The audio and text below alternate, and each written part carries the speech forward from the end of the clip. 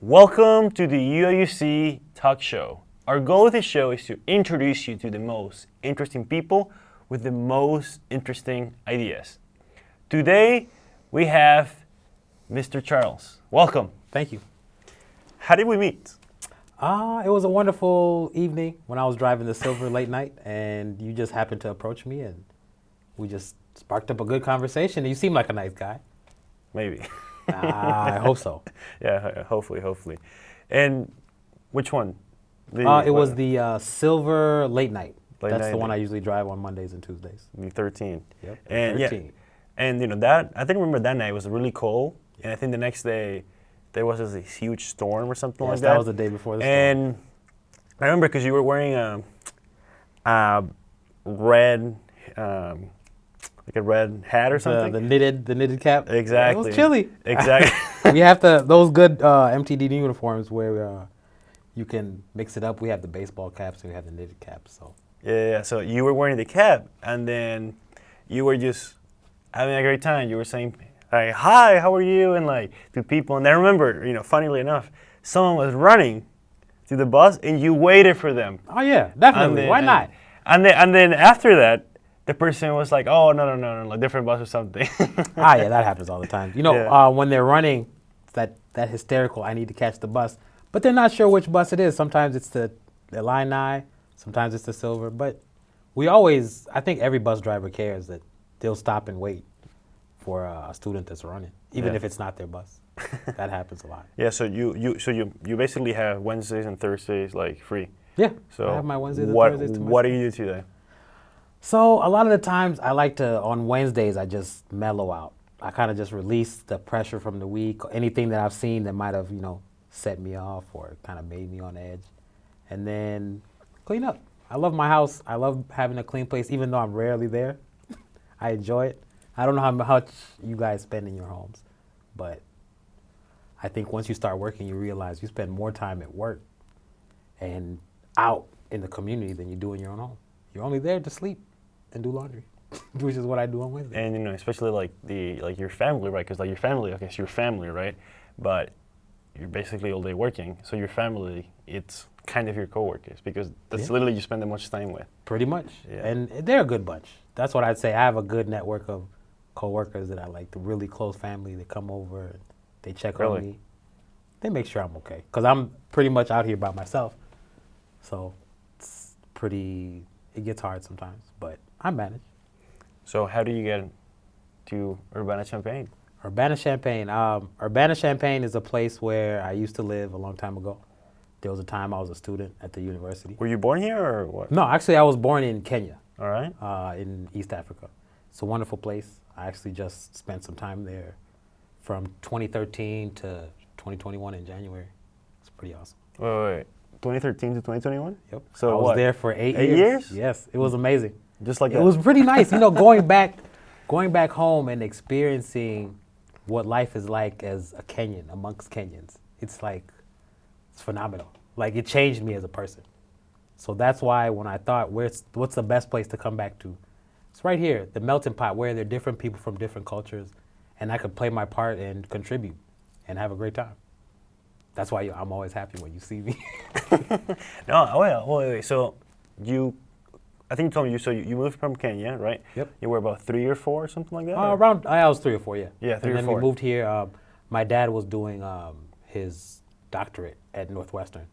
So he moved here first, and then we followed him a year later. And it was kind of like, for me, I was just a kid. So it wasn't really a big change. But what I experienced growing up here and what I've noticed even back home when I was talking to my friends, it's a big difference. Growing up in America, it's not simple and it's not easy. And if somebody tells me, oh, growing up here is simple, it's not. If you really think about what you see teenagers going through in high school, college, even here on your campus, it's not very easy, but you have to push your way through it. Yeah, I mean, I would generally agree with you when people say like it's easy. It's like it's not necessarily like easier, right? It's just different type of challenges. Like for example, like I don't know, in some places in Africa or like where I'm come from, right? Like sometimes people don't have to like anything to eat. So, or like sometimes there's no doctors or medicine, and Yes, like very true. that's like, or there's, let's say you're, like you're doing your homework and someone comes up to you and takes your laptop or something, or takes your phone, right? That's like a different type of challenge. Like here we have challenge of like, can we actually like do that work, and like, do we have the work ethic type of thing, and can we survive some of the quote unquote challenges that we kind of have? Yeah, and that work ethic, I say, is something that's built over time. It's not something that somebody can just say, oh, I have work ethic. You have to build it over time, and it takes effort to build that. Even like the job that I do, it takes effort to wake up every day and come to work and have a positive attitude. Because you can come in and just be a negative Nancy all day and ruin everybody's day. But you could also come in and be a positive influence and actually have some change and affect some change into the community. We'll get there, because how you treat everyone every day, no matter how you're feeling, the weather, it just smile, even though I don't see it because you're wearing a mask. Yeah, but nowadays I could see it in your eyes. everyone's wearing the mask now. Okay, so tell us. So I do want to know. I'm curious. So your dad moved to do his doctorate, right? And then you came with him. Okay. And then what happened after that? So you grew up. So I grew up in Evanston, which is Evanston? north of Chicago. Right. It's a little suburb, but it was really great. I say the experience that I had there, it was quiet. I never really did too much as a child because I didn't really get out there. I wasn't one of those super adventurous children. Considering that I came from an African background, like my parents were really strict, so it was more like, go to school, you come back home. That's that's it. That's all we're comfortable with at the time. And I think back then it worked, but as I've grown older, I've realized there's certain things, certain aspects of life that I missed when I was a kid. You can make those mistakes when you're a kid, and you learn from them, you grow up. But when you make certain mistakes as an adult, they have a lasting effect, and it's harder to sometimes overcome those mistakes. And I think that's why I feel I work as much as I do, because I've had to overcome a lot of the mistakes that I've made without anyone telling me that I need to overcome them. It's my choice. So that's how I've gotten here. It's pretty interesting, but I think this place makes me more comfortable because I've been here. I don't have to try and be something that I'm not. And I think that's hard, because a lot of people are trying to be something that they're not. And sometimes just being your natural self should just flow. It should just flow from you. You shouldn't have to wake up in the morning and try and be someone, or put on a face that's not yours.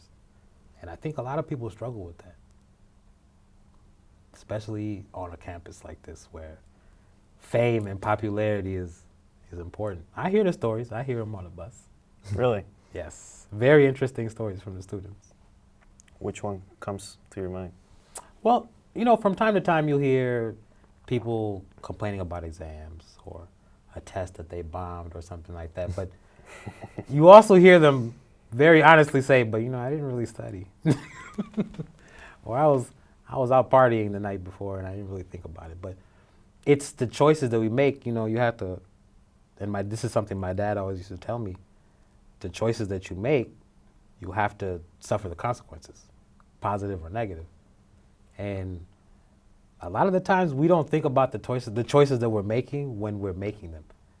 I think it's after the fact we're like, ooh, maybe I shouldn't have done that, or maybe I should have thought that through a little bit harder. When I don't remember who said this, but someone said like wisdom is the ability to know the consequences of pressing actions, which talks about the idea of like, we're making choices, we don't know the future, but we kind of know the future already, because if you don't study, obviously you're not going to do like super well. Okay, so you said that you were a student here. What happened? Because I remember you told me that you went to a different college or something like that. Yes. Just so when I was here, I don't think I was very focused. I wasn't prepared to be here. Wait, and how do you get here? Out of because you were in Evanston, right? Yes. So I had applied to the University of Illinois. And I got okay. it. I had applied here and a couple of other universities, and I'd even thought of even going to Michigan. I don't know where that had come from, but I'm glad that didn't happen. It's cold up there. But I like this place. Also, I've always lived in Illinois. I've loved Illinois my whole life. I even tried living in Indiana. It just wasn't for me. But I've always felt comfortable here. I don't know if it's just the fact that I grew up here. I'm just comfortable with this place. But I couldn't see myself moving to like California or Florida or Texas. You know, that's not a place that I could ever see myself going. Yeah, Urbana-Champaign. Yeah, it is kind of an interesting place because it's kind of, I mean, the university was founded in 1867. Mm-hmm. So it's been a while since everything has been built, and it's gotten to a place where there's really people. I think every year we get people from more different places and everything. Oh yes. So especially now I've met a lot of other people from other African countries, especially driving Orchard Downs area, or you know, just anyone that lives near campus. I meet a lot of interesting people, and they'll tell me, oh, they're from Nigeria or from Algeria. You know, I had somebody tell me that they were from Tanzania, which is a country just close to Kenya. Mm-hmm. And we actually became very good friends. And I've gone over there. We've had a great time, shared stories of his life in Tanzania, my life in Kenya. It's just a nice place where you can meet different people. And I think if anyone wants to meet someone from a different part of the world, this is a great place. I'd say maybe a lot of other campuses are like that, but I like to speak from experience, so this is a place to be. Right, and you mentioned that you immigrated from Kenya. So I'm an international student, and a question which I get asked a lot is how difficult has it been adjusting to this new lifestyle? Because we are used to living very differently back home, mm-hmm. and adjusting to the American culture. Like some people might get the cultural shock, is what the term is used. So I want to ask you, how has your transition been? I know you only say like 3 or 4 years in Kenya, but so how has it been coming from Kenya to the United States? I'd say even more so my most recent trip there for 8 years.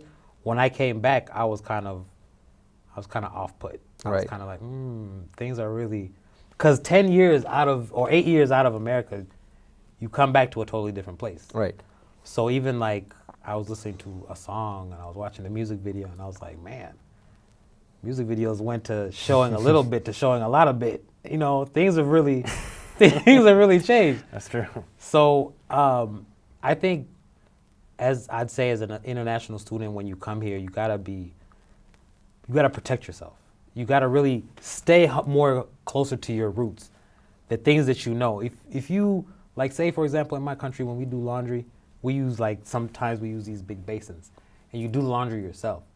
If you come here and you don't want to go to the laundromat, don't be embarrassed to wash your own laundry and hang it up. If that's where you're, and if somebody laughs, so what? That's your culture, where you're from.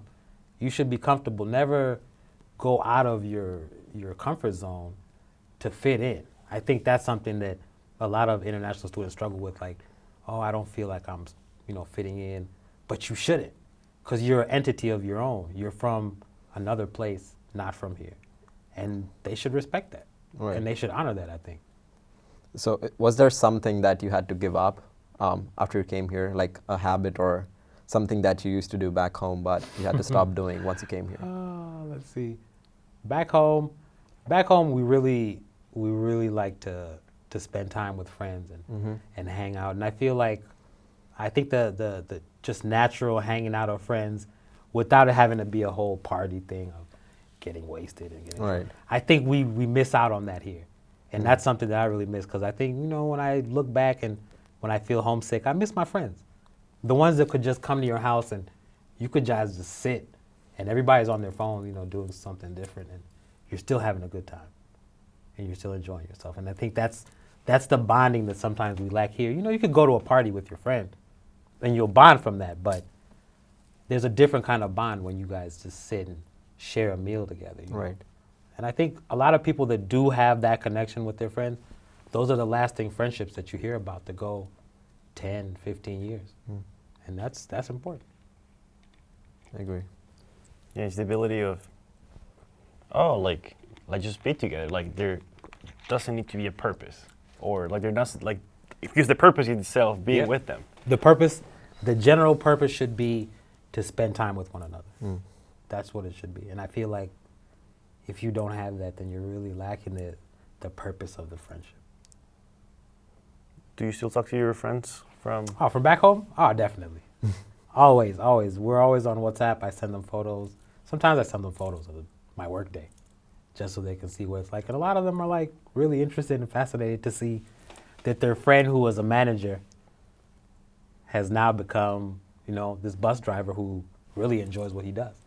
And it's a big transition for me, but also like for my friends, they see that and they kind of, they're interested in maybe getting that opportunity to also do the same thing. But it's not as easy. As you both know, it's not that easy to just move from one country to another. What do you mean by manager? I used to be an assistant manager for a golf course back in Kenya. It was a really fun job. You told me. I mean, I remember slightly what you told we me about it. We talked about a lot of stuff. And then I remember you didn't like it as much because of like something I don't remember exactly, but tell us more about that experience. About like what was it that was like? more of like you said, for people who are moving to America, there's a culture shock. I think for me moving there was also a culture shock where the way we usually do things here is not how they would always do things in Kenya. On a managerial level, if I feel like, you should be able to distribute work equally amongst your employees, whereas there I kind of noticed that you hang more on the more reliable employees and you leave the unreliable employees for like smaller tasks. Whereas I feel that's a waste of company money. You shouldn't hire people who aren't up to the standards of the company, And even on the basic level, like, if your job is to cut grass, then you should cut grass. That's what you should do. But you can't have a whole troop of employees and only 5 of them actually do work. The other 5 just watch the other 5 work. That doesn't make sense. Mm-hmm. But it seems like, and this is something that I really worry about, that I hope my country will change, is the corruption is really deep. And it starts off with something small like giving out favors or giving out, favoritism to an employee. But it trickles to causing more problems. You have morale issues. You have employees who, theft becomes a big problem because now they're angry, and they feel their way to get back to the company is to steal something, because that's the financial burden that the company has to carry based on their actions, which is unfortunate. But that sometimes is the solution that they feel is the easiest. Yeah, I do think that there are different cultures of like that. It's not because the people are bad or different. It's just that there are different like incentives of how like the world and like the country like works. Mm-hmm. But something I do want to know that I'm curious is that you said that you've made a lot of mistakes, and that you like making mistakes. What's been your favorite mistake, and what do you wish you had done differently? I say I like mistakes because I'd say my biggest one was to come to the university unprepared. As a person who has learned how being prepared is important, coming to the university as someone who wasn't ready to be out here and be free, because I had been pretty much sheltered my whole life. So going from sheltered to what is campus is complete absolute freedom to do anything that I'm like, there's class, but after class there's a whole lot of free time. And I think when I even look back, my schedule just even terrified me. I had class Monday to Wednesday. That was it. So from Wednesday evening until Monday, I'm like, you have the world at your feet. You can do anything you want. So it became kind of a confused time for me. And I think if I had just, because it was between coming here or going to a community college. And I think a lot of people shun those who go to community colleges first. But maybe, if you think about it, that person wants to ready themselves to take that big step to a university. And when they're looked at as, oh, well, you started a community college, you're not smart. No, it's not about smarts. Because as we all know, some of the people who we use their products on a regular basis, some of them never went to university. Some of them never went to a community college. Some of them have no vocational training whatsoever. But we use their products and they're millionaires, billionaires, because of a simple idea. So why not nurture a person to grow into who they could be, who they should be, instead of trying to lead them down a certain path that really might not benefit them? You know, I feel like I was studying business administration, focused on healthcare. And that is, healthcare was something I cared about at the time, and I still care about it, even my own personal healthcare. But is it something that I'm passionate about? That somewhere I could work? No. I don't think I would be a happy person right now. And that really makes me think back like, oh, I wish I could have. But I got out of that feeling of, I wish I could have, I should have, I could have. You know, I stopped living that life because that's resentment. Mm. And I don't want to live a resentful life. I want to live forward, thinking forward about my next move. What am I doing next? So that would be my biggest mistake right there, coming down. But that being said, another reason why I told you why I like making mistakes is my comeback. I'd say my comeback game is phenomenal. I could make a mistake, but man, tomorrow you'll see me and be like, man, that guy really changed stuff around. That's me. That's me. So as I've grown older, I make less mistakes now. But I've made enough where I feel, I've really got a solid me going, a solid person. And that makes me happy. Yeah, I mean, I think like going to college is hard because you don't know what to expect. And like you said, if you don't know where you stand, like values or you really have to have a solid self. Like if you don't have that, you come here and what I see is that, you know, you have the idea of like someone and they have a self. And if you don't have a solid one, you become selfless really, really quickly. And I think that's something that it's hard because a lot of people don't think about these questions that deeply, or they don't even know because, you know, some people have had a sheltered life where their parents do your homework, do this, and be quiet. Yeah. Nothing else. And that's unfortunate because it leads to someone being more lost in society than being more guided, because now all you know how to do is, you know, go to work, come home, do your work, go to bed. It's not a life. Not at all. I'd say a life where you have your own structure and you can, you know, challenge yourself. Because I challenge myself on a daily basis. That is something that is really, I think it's more detrimental to the growth of a man or just people in society in general. So you mentioned like as a child you had that structured life where you would go to school and just come back home and you missed out on a lot of stuff, right? But now, after all these years, you do realize that and you're living your best life, right? So what are some of the challenges that you overcame, or what were some challenges that you faced overcoming that phase of your life and reach this point where you can proudly say that you are happy what you're doing right now? I'd say trusting and building like friendships, lasting friendships. I think I learned from high school. When I left high school, it was like, okay, I lost all my friends from high school. Then I came to the university, and then things didn't go well for me here. I lost all my friends from that, or most of them. I have a few friends who stuck by me. But most people, if I could laugh and say I had a lot of friends back then when I was Mr. Party Man, and I was going out and everybody knew I knew where the hot spot was. But when things hit the ground, where were those people? They weren't there. So I realized that I needed to learn how to create those bonds and those friendships. And that took time.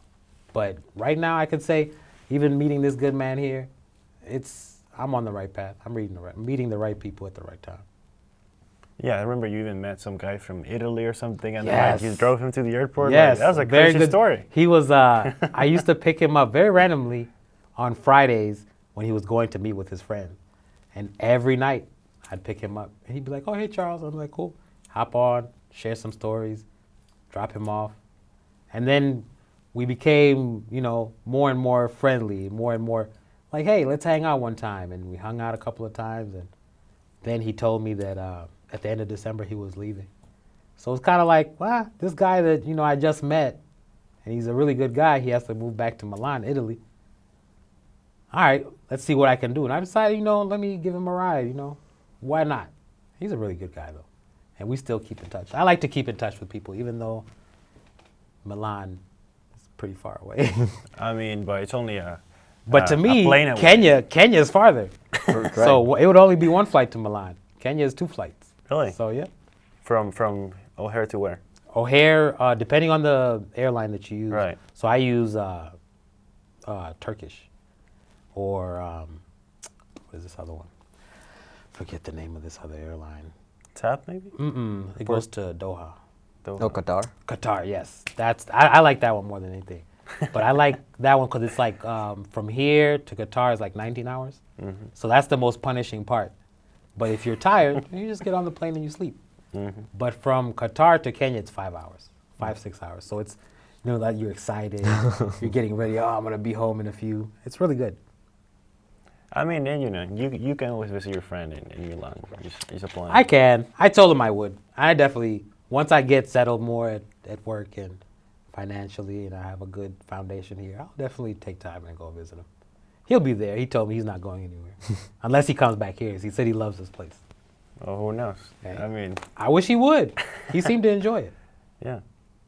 Like something I think about sometimes is that how does, because we're kind of living life, right? And we don't really know what we do or because something I found interesting was that you really kind of know what your face is, meaning you know what you stand for and you know what you want to do and you just do it, even though that may not be what you may want to do with your life. Because you could say, oh, I want to be, I don't know, X place, whatever, but you have the the will or the strength to say, here's who I am, this is what I'm going to do, and I feel it's I'm Charles, period, nothing else. It's I call it a self-confidence. Okay, but how do you develop that? Because most people don't have that.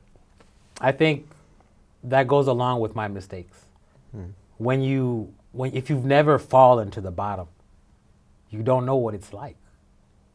If you've never been without, a place to sleep, you don't know what having it is like. And this is something that I've really gone through, not having so many things, that now that I have them, I'm ecstatic. I'm always happy. Because even just now coming here to meet you for this interview, it's like, I've never had this experience, but it's something that I'm very willing to do, and it's something exciting. And I did it, and here I am, sitting here with you. And it's just something you just have to accept what you have and be happy with what you have. And if you get more, that's great. But if what you have is all you get, you should be okay with that. You should be okay with it. But there's also, having drive. Consider drive totally different. Because drive is wanting more. Wanting more is great. That's everybody should want more. But if you can't get it, you shouldn't feel like less of a person. If you try and you fail, you should award yourself for trying, not for failing. Because everybody fails at something in life. We don't succeed at everything, but you keep trying. If you can't go down one channel, you try another one. But the thing is, I think a lot of people will go down a road that they have been advised to go down or told to go down. And you might still succeed, but deep down in your heart, are you happy? And I think that's what I seek every day when I wake up in the morning, my personal happiness. Because really, at the end of the day, when I come back to my house, there's nobody that's going to be there to ask me, hey, were you happy? No, it's just me. But, things are changing for me on that part, so I can't really say that I'm always pushing for myself now. I think another thing about Champaign, Urbana is you meet a lot of people from different walks of life, and I'd say I've finally, I think when we met, I was kind of in a place where I was just kind of by myself. But more lately, I met somebody and we've been spending a lot of time together, and that's also been another light in my life. And, you know, even when I was coming over here, we had a conversation about, you know, what are you guys going to talk about? I told her, I have no idea, but I'm excited. And she could just see the happiness in my face. And, you know, it's good to have somebody, you know, you can stand on your own, but when you have somebody on your side that's also rooting for you, it's an amazing thing. And I think after you finish, you know, campus and you finish college and you get a good job and you're really trying to figure out what's next, that's when you get to where I'm at right now. And that's when you really feel that life is coming around full circle. And then you go from there. And I think somebody told me the other day that they were getting old and they were turning 34 and I'm 34. And I was like, hey, you better watch it. Because I don't feel like there's I feel 34. I think, and no one should ever say, oh, I feel 40 or I feel 50. You should feel what your heart feels inside. Like, I always feel energetic and happy and ready to go. But is that my age or is that my brain and my heart? That's my brain and my heart. We could do anything. We could go play some basketball right now. Let's go do it. Okay. Let's go. You know, you got to have that energy. You got to have that want for life. And I think if you don't want to enjoy your life, if you don't want to really have fun with it, then what are you doing? What is your life? Just waking up and going to work? Being what they call a drone? A machine. Cubicle, a machine? Nah, I don't want to be that person. You know? It's a choice that we all have to make. And I think my choice is I want to spread joy and happiness. And I want to connect with people and make them remember, hey, that guy was pretty cool. He was pretty nice. And that makes me happy. And at the end of the day, if that's the most I do when I drive my route, that's good with me. You have some great ideas and a great outlook on life. That makes me think that you must have like a role model or someone you look up to, right? Who would be someone that if you wake up in the morning or would say, okay, I feel inspired by this person, or someone that gets you going every day. I would say it's not more of a role model, of more of a driving force or a guardian angel. In 2019, I lost my mom to a stroke, and one of the last conversations that she told me is, she said, "Promise me you'll never be lazy." And to me, I've never liked being lazy, and to hear my mom tell me never be lazy, I was like, okay, I got you. And then sadly, 2 days later is when she passed. And, you know, hearing that from your mom is like, okay, I got you. I'll never take a day off, even though I do. But, you know, but deep down inside, you know, what does she want? She wanted to make sure that her son, you know, stays strong and does what he needs to do. And, you know, she was a loving person. And I think that's what makes me want to spread more love and joy in the world. Because now you guys don't have her. You got me. You're stuck with me now. But what can I do? I can play my part. I can do something positive. But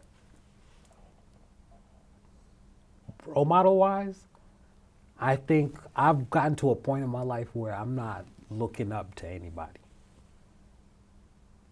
I've looked up to enough people that have let me down, where I want to stand up for myself.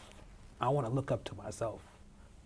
I want to make a strong man that my kids, I can be a role model to my children. But personally right now, I can't say that there's somebody that I wake up in the morning and I say, I want to follow this person's footsteps. And that's unfortunate. But I also think that's what makes me who I am. Because I don't sit around and talk to myself and say, oh, so-and-so would have done this, or someone else would have done that. I say, what is Charles going to do? how is Charles gonna act? And that's what makes me different. And I feel like I'm just gonna go with that because that makes me happy. I don't wake up saying I'm disappointed in myself because I'm not this person. I wake up in the morning and I push for me. And, you know, and my people. And that's it. And if somebody doesn't understand that, then that's unfortunate. Because I'm not gonna stop.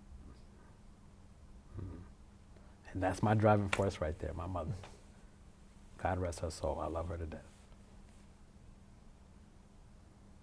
Do you ever think, what's the meaning of love in your life? What does that mean to you? Or The meaning of love, I think the meaning of love to me has changed over the years, but right now, love is honesty.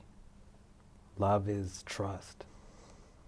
Love is compassion and understanding.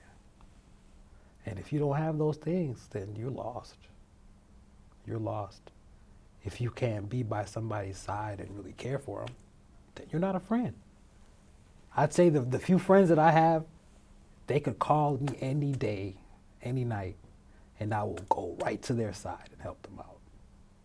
And those are the real people that know that they have me on their side. But if you're not trustworthy, then don't expect me to be there. Because I'm not the type of person to go out of my way for somebody who's not worth it. Unfortunately, that's the darker side of me.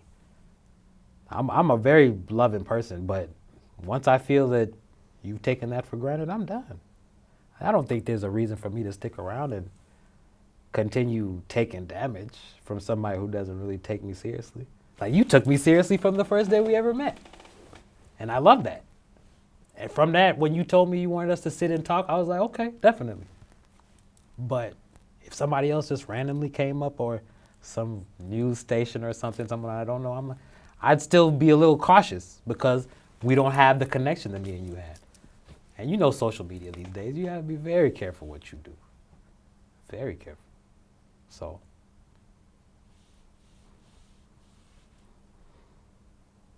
I took you guys down a little emotional pathway, but oh no, I mean that's life. It is life, and It is. these are conversations between humans, and being human is about feeling, and sometimes what we feel are very strong emotions. I think I carry all my emotions with me every day, and I don't joke around. There are things that I take very seriously.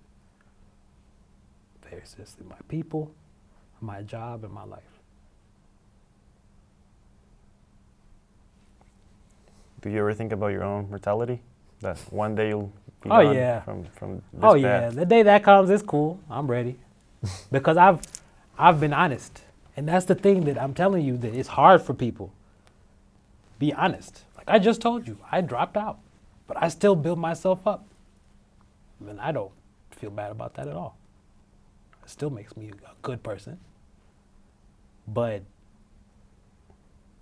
if I went today, the only thing I'd say I'd be sad about is not having a child, not having a kid. That's the only thing I feel like right now, that's really what I want. I want a family. People to come home to every day. Because coming home, you know, bachelor life is cool, but when you've been a bachelor and had as much fun as I have, I'd say you get a little tired. Because it's, you know, life is fun. But I think we all get to a point where we want a little something different. You know, it's not about Friday night parties. You know, you get to a point where it's, you know, you're thinking about coming home and just Netflix and chilling. But there's nothing wrong with that. I feel like we all get to that point in our lives where we're ready for that. And I think that's where I am.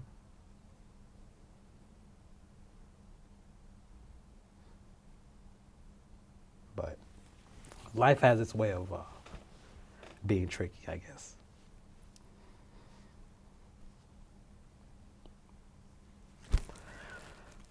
Gentlemen, shouldn't have brought up my mama. That's what I shouldn't have done. That's a tough subject for me. Yeah. But it happens. Is there something that that you wish you had told her or done a little differently with her? I'd say I wish I had, where I am right now is where I wanted to be before she left. I really wanted, one of the things I always used to tell her, like, hey, you got to make sure you stay healthy and stay strong, because I want you to see my successes. Because I could see where I was going, I just wasn't there yet. But unfortunately, you know, the world has a way of working in its own way. And, you know, I don't think I would have made the move of moving back to the United States if she hadn't passed. Because I didn't want to be back. I didn't want to stay there anymore after she left. It was a different country. You know, you spend your time with your mom. You know, a lot of people might not spend time with their mother the way I did. But she was my best friend. She was my golf buddy. And I only beat her once. She was that good. That drove me crazy. And I only won off a technicality, but I still won. So technically, I'll take that one. I'll take my one victory. But, you know, I think for a man to lose his mother before he's moved on to his next stage, it leaves you kind of empty. It leaves you a little empty. And I think I fill that emptiness with work and love and just trying to be a positive influence to people. Because there are a lot of negative. You can just find negative influences right outside the door. But positive influences are few. And I want to be the best positive influence that I can, at least, you know, while I'm at work. You know, while I'm trying to play my part in life, while I'm still here. And that's my end game. So right now, even if I went tomorrow, I'd feel like I'm successful, even without the family. But the family is something that I definitely want. I definitely want that a lot. But I'm careful about it. I'm not running into any crazy situations. I don't know, I should say probably any more. But but yeah, you know, you get to a point where you figure out what you really want and what's right for you, what's not right for you, and you kind of got to go with it. It's hard, but that's part of being a man. That's part of growing up. We need more people like you, like who are able to think this positively and who genuinely want to spread that positivity, because it's very easy to go down a rabbit hole and just be negative all the time. Oh yeah. Because life throws so many curveballs at you all the time, and it's easy to lose hope. But I always believe that, like, just being a little positive, it does have ripple effects on people. And it does. It can work in ways we would never understand. Like, we wouldn't know how we affected someone. But even like opening a door for someone, just letting them, maybe they're rushing to class, you don't know what's happening in their lives, but just small acts of kindness, it makes goes a a long way. Yeah. It really does. I think if more people did that, we wouldn't have so. But then again, if you look at, like I was telling you, social media is dangerous. If you look at the popular videos, what gets the most hits? The positive stuff or the negative stuff? Positive. Well, I mean, I don't know. I mean, at least I don't know. You'd want to watch it. I would want to watch We want to be on the positive side. We want to be on the. But a lot of the popular videos are videos of negativity, and that's, you know. And I'm not gonna knock any of the social media, TikTok or whatever. But what is it that we spread? Sometimes I ask, what is it that we spread? Are we spreading happiness, or are we spreading videos of hate? I understand, okay, yeah, there's a crime that was committed, but what's the benefit of really watching those videos? You know? I think some of those things should just be taken care of legally, and we should just hear about it or read about it. You know, back in the day when we had newspapers, you remember those things? All those pages? So yeah, I think so. You remember those things? Yeah. Maybe. But, you know, nowadays it's just a swipe or a video, and I think we've kind of lost touch with what news used to be. Because I feel like I remember what news used to be, and that's why a lot of the times I don't watch news. I'll read news articles or catch up on current events, But sit and watch the news 9 o'clock. I think a lot of people would join me in saying that there was nothing really, when you sit and watch the news, what is it that you gain from it? Like in the morning, if you wake up in the morning, you have a great day, you're having a great morning, you sit and turn on the news and they tell you there was a shooting at a school. And you wonder like, okay, there goes my mood. Because now you're thinking about the shooting at the school. Like, why do those things happen? And it's a shame that if you look at the history books, and I'll say the history books because Columbine was a long time ago, but it's still going on. Even here in Champaign, Urbana, and it makes zero sense. Why should anyone, what is cool about, and you know, I don't understand that, the whole topic of cool, but what's cool about a kid taking a gun to a school? What's cool about that? You know, what's cool about a kid shooting at the school building? Like, what, even, you know, when they say they want to be hard, they want to be a gangster, but there's nothing gangster about shooting a school. If you look at what gangsters really used to be, they moved in silence. Like, if we look at some of the real hardcore gangsters in the histories, in these movies that we love watching, you didn't see them running up and down University or Springfield shooting at each other. You didn't. And if you did, it was based on something that they considered as cleaning up house. And it was probably an internal struggle that they were going through. And that's when it would spill into the streets. But now it's in the streets. It doesn't spill, it's there. And I feel like it's a negative aspect on Champaign, Urbana when students act like that. I remember the first week of campus last year. There was a shooting the first week on 4th Street. And I was in shock. You just got here. How do you have issues with anybody? You just got here. And it's a shame. And I applaud the university and the campus police and Urbana and Champaign. They really do try a good job to maintain the area, but we also need to take some responsibility. The community needs to take a responsibility and calm our people down. You know, everybody needs to calm down and relax and figure out, you know, what are the fights over? How can we resolve them? Is it a struggle between, you know, boys and girls? Is it a struggle between right and wrong? Or is it a gang thing or what? Because honestly, and we laugh about this all the time, Champaign, Urbana is Champaign, Urbana. The University of Illinois has pretty much made this town grow to what it is. And there's no line that I draw where I say, Urbana is this and Champaign is that. We're all one town, if you ask me. It's CU all day. And there's no one side is better than the other. I prefer Urbana because I live in Urbana, but I love Urbana, that's why. But, you know, Champaign is great too. You know, I have friends that live there. But I feel like we all need to make better choices.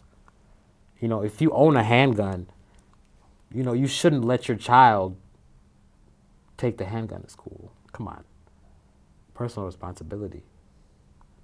And, you know, I'd go back to even the schools and wonder, you know, what happened to metal detectors? You know, what is security in schools nowadays? You know, where is that? Because the last I remembered, they were actually checking people when they were going into schools. Maybe we should go back to that. I know it's a little excessive, but the shooting is excessive too. So what's the solution? Increase security. We hate increased security at the airports, but that was an effect. That was a result to what happened. We had a lot of security issues in the airports. And, you know, I'd even say a perfect example, like in Kenya when I first moved back in 2013, my dad met me at the door. The airplane door. When the airplane door opened up and the stewardess was like, "Thank you, fly Air France again." Got off the plane, my dad was right there waiting for me. Right there. And how did he get all the way there? With the university ID badge from Kenya. All the way past security. He told them, I'm going to get my son from the airplane. And they just let him all the way through. So, you know, when certain things can happen, you can expect bad things will happen when security is so lax. So why don't we increase security so that way? But nobody wants, you know, I live in a community where it's quiet, but nobody wants the Urbana police driving through every 5 minutes. But if that's what has to happen, then unfortunately that's what has to happen. And they do that. I think I've seen, because I work those late hours, I see university police all the time, Urbana police all the time, dealing with small issues. Very small things. People driving with no headlights on. Like, come on. How? How? But that's Champaign-Urbana, and I love the place. But, you know, I wish some of these problems were easily resolved, but I don't think they are, because they go deeper than just the student themselves. Because even just, you know, just listening to the students and some of the things that they say, yeah, you wouldn't say that in my house. Not at all. I would not allow it. But, you know, do you let your children speak violently at home? If they speak violently at home, then at school it's going to be twice as bad. So you got to kind of tame them at home so they can be better people at school. But if they're wild and free at home, it's not going to get any better. But I think it's all about choice, the choices that we make at the end of the day, like we were talking about earlier. Charles, Choices. 2024 or what? That'd be funny. Charles 2050. I mean, you're pretty young, so that's what? Hey, you never know. 25 years or so? You never know. Not to make any mean political jokes, but Trump won. And I remember not meeting Trump, but I remember seeing Trump for the first time was on The Apprentice. It was a TV show. Mm-hmm. And I was, okay, it's a great TV show. He loved to fire people. But then I saw him in office and it was shocking. And I was like, you know, and everyone has their opinion. Was Trump good? Was Trump bad? But there's no difference from the opinions that people had about Obama, whether he was positive or negative. I really enjoyed it. I lived here during the Obama era, and life in Illinois was great. But when it comes to my personal opinion about Trump, he had his positive moments, but he said a lot of harsh things. And, you know, when you make harsh comments, not everybody's going to like you. But I'd say he was an honest person, even though there are lines that he crossed that he shouldn't have. But he was honest about his personal opinion. Now, was that the opinion of America? I wouldn't believe so. And that's where I think people should draw the line. He's a man, just like you're a man, just like you're a man. And you can have an opinion that differs from his. But that doesn't mean that I should hate you for having your opinion and I should like him for having his. I should be okay with both because everyone's entitled to their opinion. And I think that's what he maybe really meant when he said he wanted to make America great again. To me, that's what I took from that he wanted to make America stand for what it meant for in the beginning. And maybe he didn't do it the way he meant to, and maybe he wasn't successful, but I understood his initial message, but it didn't really work. But, you know, you don't have to be, you know, the White House. You can start in here in the old Champaign-Urbana. Major. You know. I have a couple of business plans that I have for Champaign-Urbana. One of them is I want to start a non-for-profit that's mainly helping people who come from abroad that need just a little extra help. You know, I know the university has the assistance that they give, but I feel a lot of people need a little bit of just a friendly side. there's an official side with the university, but there's still some information that you don't always get. Like even just living in a town like this, you might have questions. Like my friends who live in Orchard Downs, they ask me so many different questions about life here and the bus system. And I asked them, does the university give any kind of bus tutorial or anything like that? And they said no. And I was like, well, there you go. That could be something that I could contribute. I could be giving, students a tutorial on how to use the buses or, what the buses mean. Because, the Silver North, Silver South, unless you kind of go through the book and find the page and look at the route, you might not know. Yeah. And, you sometimes a crash course, get on the bus, go to the mall, find out which bus goes to the mall. I don't think that's something you want to do in the middle of the semester when you're trying to figure out how to get to Target to buy something for class. That's something you want to learn, those weeks in the beginning when you're free, when you're going to the Illini all-nighter, stuff like that. So it's pretty cool. I think I have a lot of plans, both social and also, a little personal. But I think everything has its time, and I'm ready for all of it. Step by step. Step by step. I mean, just to give you some ideas for the bus tutorial, that's actually a real thing people need. And, it doesn't have to be a non-profit with a location and place and all of that. No. It can be simple. YouTube. You'll be great at making videos. Yeah, really. Or even a WhatsApp group. A lot of international students, they all use WhatsApp. Start a WhatsApp group with everyone you know at Orchard Downs. Okay. And you can just that's pretty start good. Orchard Downs. And I'll do that because I use WhatsApp myself. So there you go. It wouldn't be hard to transition. Yes, I was actually part of our nonprofit organization. So I'm from Venezuela, right? So when I moved here about 6 years ago, and of course, when we moved here, we didn't know anyone or anything like that, right? And we actually got together, and the nonprofit organization, what you would think of a nonprofit organization, simply started with a WhatsApp group between actually college students from Chicago. And now I think about 10,000 members. Wow. And there are parties, there are, not like parties, but more like, like Christmas parties where people get together and they meet each other because, immigrating is tough.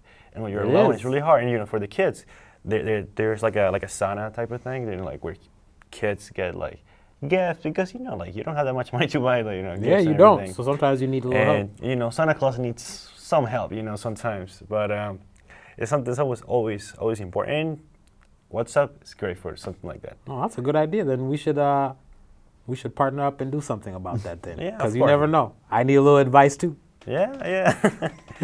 Talking about advice, what advice do you have for young people that you see, in high school and college, people that you see hundreds of them when you're driving and you're doing your work? What advice do you have for them, or what advice should they ignore? Advice I would give for them, I would say be true to yourself. Be true to yourself. Be true to the person that you want to be. Be true to your heart, and don't bend and don't fold to popularity and trying to be cool. Just be yourself, and if people love you for you, you'll be more happy about yourself than anyone else. But definitely, what I would say to avoid grouping. Sometimes I feel like grouping is one of the most dangerous things that you can do that stunts your growth as a person. You find a certain little bubble that's your comfort zone, and you stay there for all 4 years of high school, all 4 years of the university. And then when you get out into the world, you can only associate with people who are also part of that small little bubble of yours. And that will really limit your success, because then you can't associate with someone like me, I can be everywhere all at once. You want to be in just a small area all the time. You see, that won't grow you. You won't be able to be your full self to your full potential. And I think that's something that you should definitely maximize. Full potential is a thing for me. Maximize your potential. I think that would be my slogan. Maximize your potential. Because you really should. Yeah. You know, I like so many different things. I like cars. I like graphic design. And I do all those things on a regular basis. I don't just limit myself to just driving the bus. Why should you? No, there's no reason for that. Yeah. But someone watching here may say, okay, Charles, I get it. You know, I get it. Be true to yourself. But okay, how? I have so many interests. That's great. But I need to pick something if I want to be good at it. So how do you do all of that? How can I be true to myself? Tell me, Charles. I'd say the best way to be true to yourself would be to sit down and draw a roadmap. Because I think that's one of the biggest things that I did, especially before I moved here. I drew a roadmap of what I wanted and how I'd get it. And if you give yourself options, you won't just give up. You'll go to plan B. Because let me tell you, plan A rarely works out. Plan A rarely works out, my friend. You might sit there and say, yes, I'm going to do this as plan A, and you head out. That's the biggest mistake that we make. Head out with plan A, B, and C in hand. So if A doesn't work out, okay, well, let me try B. If B doesn't work out, go to C. Now, if you go to D, all right, maybe you should go back to the drawing board and take a break. Take a break and go back to square one and start over. But I think that's the way to do it, drawing a roadmap. And they say roadmap to success. It's not a joke. A lot of these things that we hear people say, popular sayings, are things that I've heard and I've internalized and I've said, this is what I'm going to do. And once you make that choice, then you're good. You're solid. But if you can't make a choice and stick to it and you waver, your friend comes over and says, man, you really shouldn't do that. It's really not you. How well does that person know you to give you that kind of advice and make you change your life? Some people change your life 360 degrees, you know? To go back to something we talked about earlier, when I decided, I was going to leave the University of Illinois, I remember a very solid conversation I had with one of my friends. And she told me, Charles, you will regret that for the rest of your life. I'm sorry. She didn't know me. And I'm very happy when I think about that and I remember that conversation. And I look at myself now like, yeah, you didn't know me. And I'm glad I didn't listen to you. Because I would have stayed here and I would have been just another student that graduated. But not happy. Not as happy as I am right now. I'm a different level of happy. I'm the happy that you can't mess with. Like you couldn't mess this happiness if you tried. You couldn't. You couldn't. I'm sure because especially like driving. There's like so many things. People who are not nice. People who just don't wear that doesn't bother me. That doesn't bother me one bit. That doesn't bother me because everyone has something that they're going through. So when I see somebody having a bad attitude on the bus, I don't feed into it. I'll either give you your space or I'll try to make it better. If I can't make it better, then I also have to realize that I'm not Superman. There's only so much I can do. I see a red shirt on there. But no, I'm not Superman. What I can tell you is I try my best as a person to be the best person that I can be. And I think if each person took that same challenge upon themselves, they might be a little bit happier with their lives the next day. You might wake up happier. And I hope anybody that even watches this interview takes this and they say, let me try this. Just one day. Try it one day. Wake up one day and say you're not going to do anything negative the whole day. Because a lot of the negativity that we have, we allow it to come into our lives. Don't. Stay positive. I had a great day today, and I knew I was going to come here and have this conversation with you guys. Perfect day. Then I lost my house. Then I lost my keys. We're not going to talk about that. You will figure it out, I'm sure. Yeah, no problem. So, yeah.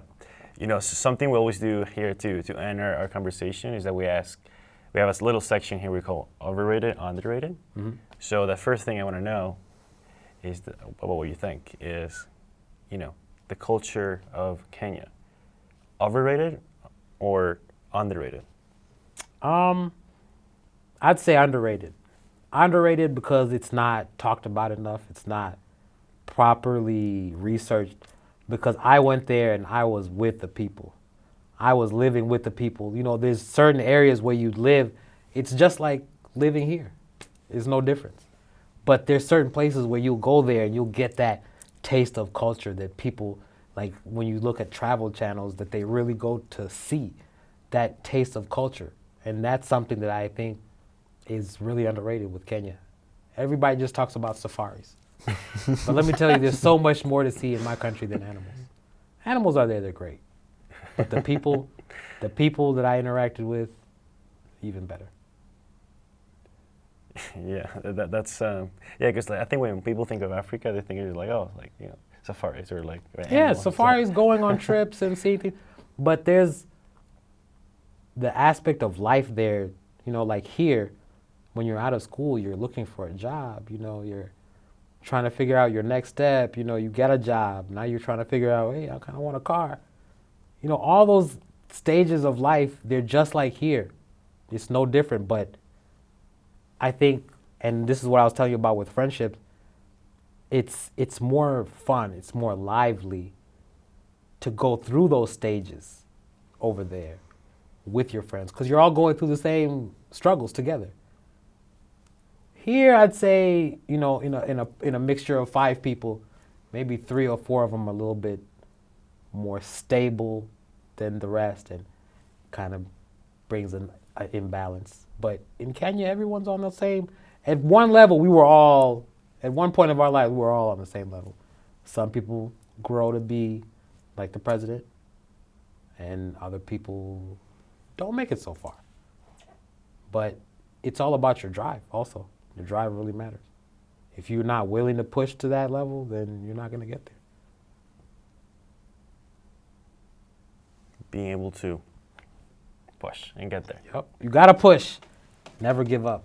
You know, you've been here, you know, for a long. I mean, you were here for a little bit, and then, but I'm sure you've seen a lot of change between the interval between you, when you were here as a student and when you come back now.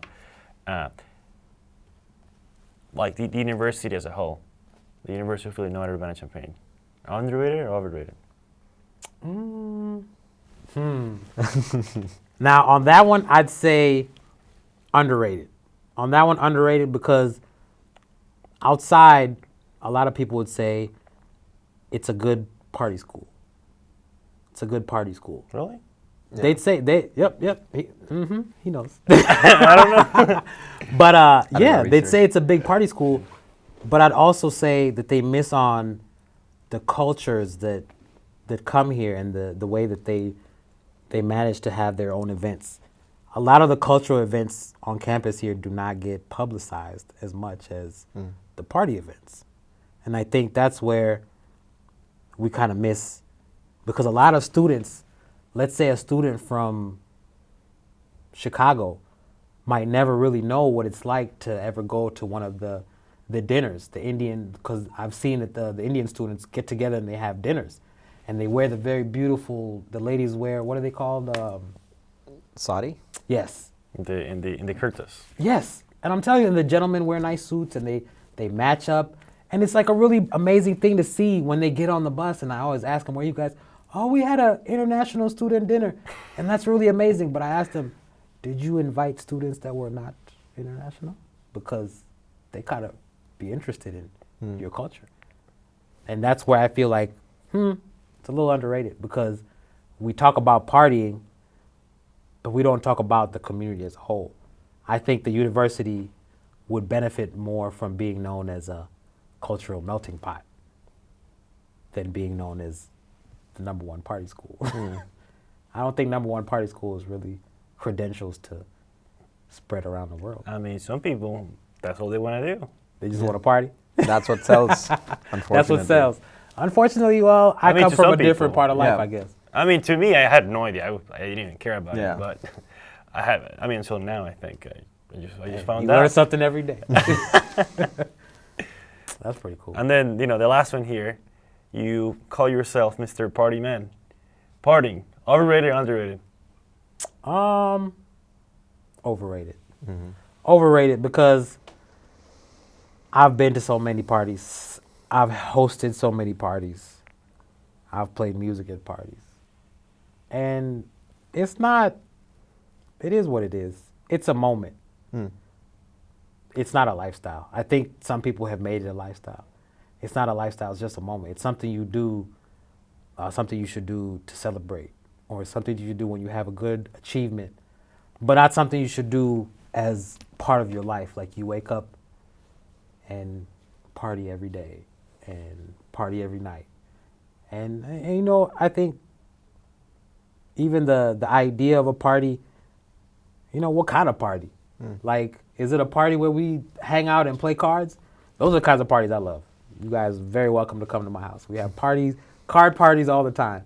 But is it parties like going, getting drunk and wasted and falling all over the place? That's not beneficial. That's not going to get you anywhere. Because the card parties are social events. I have those like social events. People come over, hang out, play cards, meet my friends, meet your friends, social. But that has a benefit. I'd say that's underrated. Just a chill, hang out, those are underrated.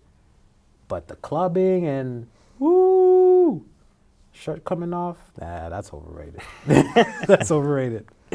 Yeah, I think so. Something, something like, I don't know, when I think of partying, right? Like, I don't, like, sure, that's fun, but like, I don't think people have really like party. Like, it's like a real party. It's not just like, oh, like a party is way more than that. I don't think most people have realized that. And I think coming from like my culture, I guess, where we have a lot of quote unquote like parties, it's just like a totally different thing. This guy probably, his culture is a lot more, they have a lot of more, you talked about, I don't know, but do you guys have a lot of like events? Especially the one with like the colors and stuff. How do you call that one? What do you mean? The color Holi? one. Yeah. Oh, yeah. So they have that one. What about the lights one? I forgot. Diwali? Diwali, yeah. Okay. There are so many things. Like, it's not like just like, no. It's just more like a festival. Yeah, it's a festival. Yes, exactly. That's and I'm telling you, festivals. If it wasn't for COVID, I think festivals they've really fallen off. Those used to be the best events, especially in the summertime.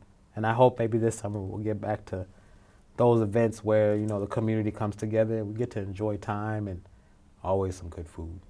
So we'll see. I think festivals and those kinds of events, that's the good stuff. And that's what builds a culture. Right. That's what builds people. But the other partying, that doesn't build. That builds nothing but trouble. Well, Mr. Charles. Yes, gentlemen. Let me give you a hand, man. It was a pleasure. I enjoyed it. And I hope maybe we can meet again. Of course, man. Yes. You're going to have to come back because I think however long this was, I don't think it's not enough for We have plenty someone more. like you. We have plenty more to talk about. We have so many stories to know from you. Oh, yes. We could actually sit and talk about some few things that I remember from back in my days on campus. That'll be fun. For number 2 then. Yeah, no problem. All right. Thank you so much. And really, this is a man who's living his life. He's true to himself, and you can see it right now in his eyes and in his smile. So, I'm a happy guy. thank you for being you. I appreciate you. Yeah. I hope you come again. And if anyone has any questions for Charles, any positivity you would want to gain from him, please put it in the comments and we'll try our best to get it to him and get it answered for you guys. Thank you once again for joining us, and we have many more fun conversations coming up, so I hope you enjoy them as well. Thank you. Thank you very much, and I'll see you next time. Perfect, gentlemen. Perfect.